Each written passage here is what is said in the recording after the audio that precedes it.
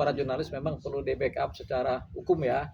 Kalau ada apa-apa perlu pembelaan ya, supaya jangan kemudian gampang dijolimi oleh pihak-pihak lain. Hanya satu disomasi atau kemudian dikenai hukum, ada pembelanya, yaitu kita semua sebagai anggota dari PJII. Nah, jadi kedepannya kalau ada yang somasi, ya kita bela, kita jawab somasi mereka dengan jawaban dari perkumpulan kita, begitu. Kumpulan Jurnalis Infotainment Indonesia. Nah, nama singkatannya adalah PJII. Jadi hari ini kita ini di sini bersama teman-teman jurnalis infotainment, kita mengadakan pembentukan yang namanya Perkumpulan Jurnalis Infotainment Indonesia. Nah, nama singkatannya adalah PJII, Perkumpulan Jurnalis Infotainment Indonesia, di mana yang hadir di sini adalah semua jurnalis infotainment ya. Dan kemudian tadi sudah ada pemilihan secara 2 kali pemilihan, di mana yang terpilih sebagai ketua umum dari PJII adalah Bapak Taufik ya. Sekarang di samping saya adalah ketua dari PJII. Nah, kemudian setelah terjadinya pemilihan tadi, Pak Taufik sekarang menjadi ketua, dan mengenai formatur kepengurusan dan kemudian kelanjutan ADART akan diadakan oleh Pak Ketua beserta pengurus beserta anggota nanti. Jadi semuanya akan mengadakan rapat ADART mungkin dalam seminggu atau 2 minggu ke depan setelah terbentuknya pengurus ya. Jadi itu tadi. Jadi kami ucapkan selamat kepada teman-teman jurnalis infotainment Indonesia ya, dengan terbentuknya Perkumpulan Jurnalis Infotainment Indonesia, yang kemudian akan kita ajukan sebagai perkumpulan yang berbadan hukum resmi yang akan didaftarkan di AHU ya, di Departemen Hukum dan HAM ya. Jadi itu tadi. Jadi itu dari saya ucapkan selamat terhadap terpilihnya Bapak Taufik beserta kemudian dengan teman-teman juga. Jadi ini rasanya sudah indah ya. Jadi silakan nanti Pak Taufik yang akan meneruskan, karena ketuanya adalah Pak Taufik sekarang sebagai ketua PJII begitu. Bang Dio, mungkin awalnya tergerak untuk mendampingi PJII ini mungkin gimana Bang? Kalau saya kan cuma pengacara, jadi posisinya tentunya karena pengacara juga terkait dengan banyak undang-undang, salah satunya adalah undang-undang pers, di mana perlunya juga pembelaan-pembelaan terhadap teman-teman pers, terutama yang terkait dengan undang pers ya, para jurnalis. Akhirnya namanya kita pengacara, kita memang akhirnya melihat bahwasanya undang-undang pers ini, terutama para pelakunya yaitu para jurnalis, memang perlu di backup secara hukum ya. Kalau ada apa-apa perlu pembelaan ya, supaya jangan kemudian gampang dijolimi oleh pihak-pihak lain. Jadi, nah yang sekarang ini jurnalis infotainment ini kan banyak di Jakarta, di Indonesia ini, sehingga perlu wadah perkumpulan yang resmi ya, supaya nanti mereka tidak bergerak sendiri-sendiri. Karena sekarang kan udah musim, udah ada masa di mana YouTube sendiri, TikTok sendiri, kemudian medsos-medsos juga sendiri. Nah, ini mereka perlu wadah yang kemudian memperjelas identitas sebagai jurnalis begitu. Jadi itu tadi kemudian yang menjadi latar belakang terbentuknya PJII.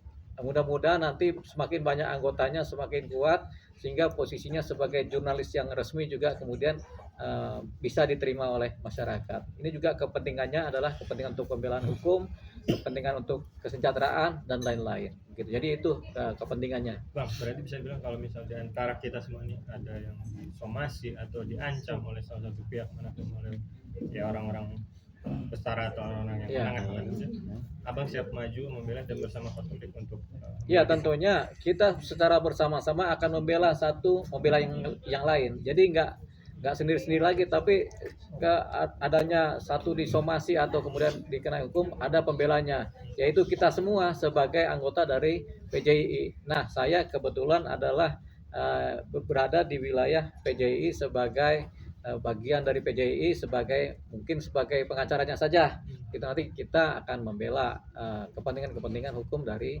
anggota-anggota PJII dimanapun berada. begitu. Jadi kedepannya kalau ada yang somasi ya kita bela, kita jawab somasi mereka dengan jawaban dari perkumpulan kita begitu.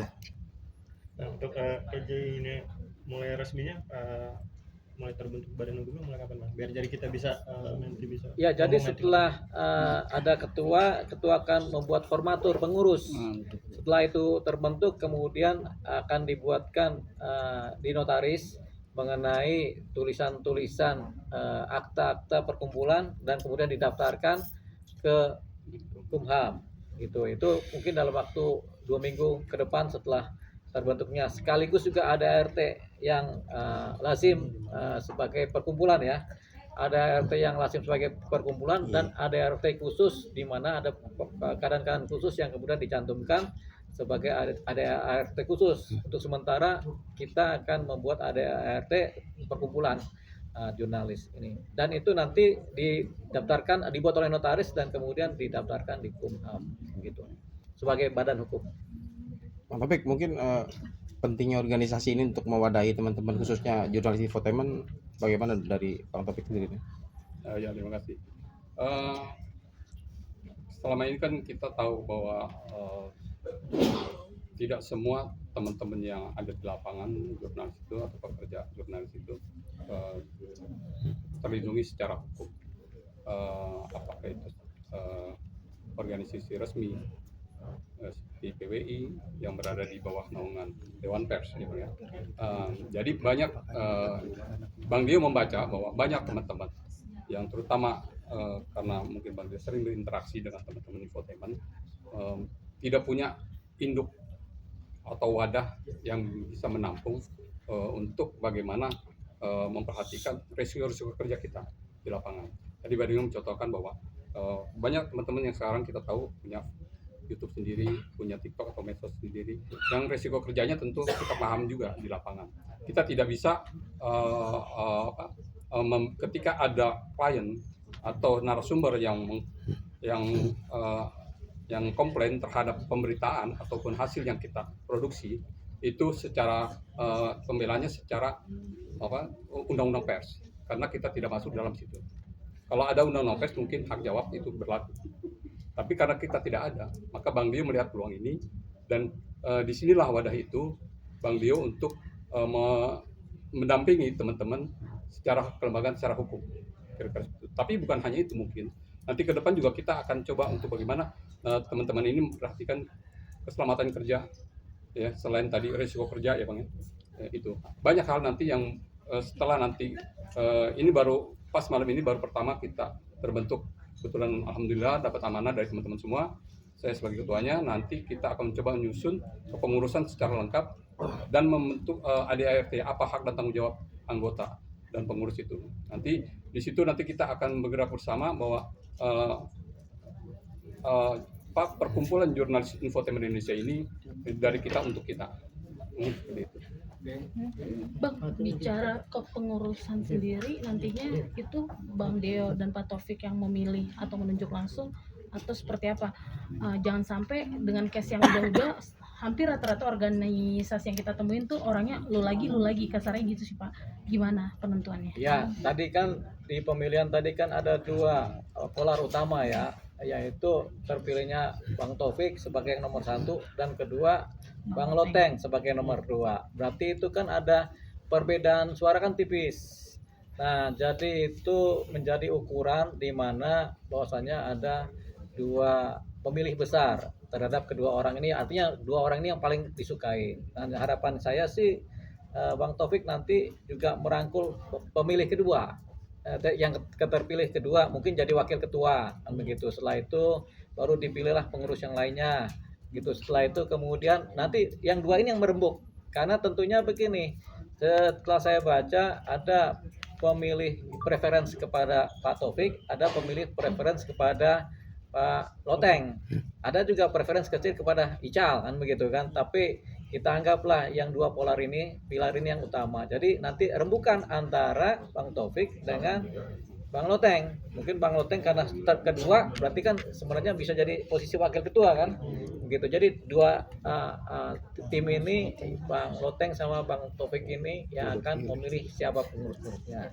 Tentunya posisi-posisinya nanti ditetapkan berdasarkan kebutuhan keanggotaan dan kebutuhan pengurus. Misalnya sekretaris satu, seluruh atau bidang pariwisata atau bidang apa itu nanti dirumuskan berdua.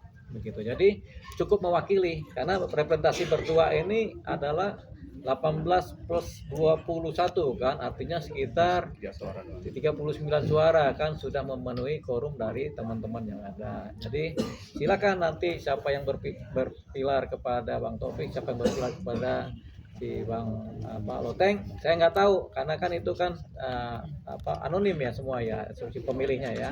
Jadi tinggal mereka berdua yang akan memutuskan. Itu harapannya. Tapi teman-teman anggota juga kan punya hak satu suara sebenarnya kan, bisa juga memberikan masukan-masukan. Ini di tahap berikutnya ketika penentuan siapa pengurusnya. Begitu, dan apa aja sih yang dibutuhkan di keanggotaan ini. Gitu. Di organisasi ini apakah perlu bendahara, apakah tidak, apakah perlu sekretaris, apakah tidak, apakah perlu bagian kesehatan, apakah tidak. Nanti yang memikirkan adalah dua pimpinan ini, gitu.